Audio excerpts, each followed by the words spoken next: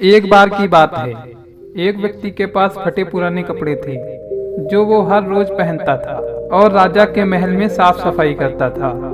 एक दिन वह व्यक्ति सफाई करने राजा के महल में नहीं गया। दूसरा दिन भी बीत गया।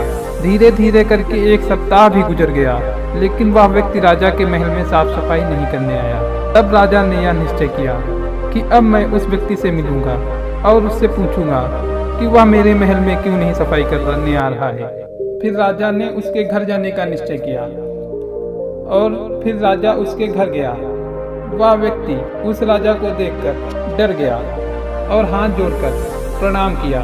फिर राजा ने उससे पूछा कि तुम महल में क्यों नहीं आ रहे। तो वह व्यक्ति रोते हुए अपने कपड़े दिखाने लगा। उसके कपड़े अब पहनने योग्य नहीं बचे थे, अब वो बिल्कुल फट चुके थे। यह देख राजा भी भावुक हो गया और उसने उस व्यक्ति को नए कपड़े उपहार स्वरूप दे दिए और कहा, कल मेरे दरबार में जरूर आना। दूसरे दिन जब वह व्यक्ति राजा के महल में साफ सफाई करने गया तो राजा ने उससे पूछा कि तुम्हारे पास जो पुराने कपड़े थे उनका तुमने क्या किया। तो व्यक्ति का जवाब था कि अब मैं उन कपड़ों को ओढ़ने तथा बिछाने के रूप में उपयोग करता हूँ। तो राजा ने कहा, जो पहले बिछाने ओढ़ने के लिए उपयोग करते थे अब उनका क्या करते हो।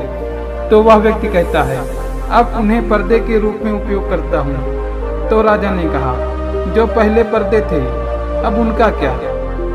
तो वह व्यक्ति कहता है, उन्हें अब तकिए के रूप में इस्तेमाल करता हूँ। तो राजा ने कहा, पुरानी तकियों का क्या। तो वह व्यक्ति कहता है, उन तकियों के कपड़ों से अब मैं पोंछा लगाता हूँ। तो राजा ने कहा कि अब तुम्हारे पुराने पोछे का क्या। तो वह व्यक्ति कहता है, अब उस कपड़े में कुछ भी नहीं बचा था जो मैं उसे दूसरे के रूप में उपयोग कर सकूं।